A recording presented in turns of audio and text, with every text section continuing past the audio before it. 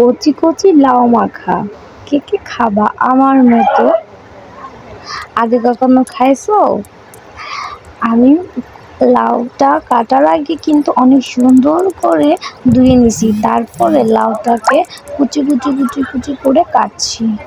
অনেকটা কুচি কুচি করে কাটতে হবে যাতে ভিতরে যত মশলা আছে সব ওটার মধ্যে ঢুকে।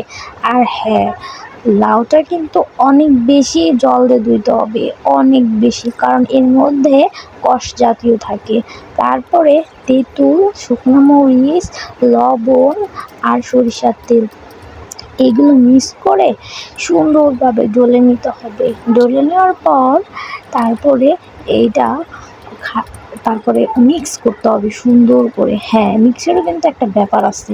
বাই দ্য ওয়ে, এর আগে কি কখনো কেউ খেয়েছো কুচি কুচি লাউ মাখা? এই যে দিয়ে দিলাম সরষের তেল। সরষের তেলটা খুবই ভালো, খুবই ভালো, সেই একটা ঝাঁজ।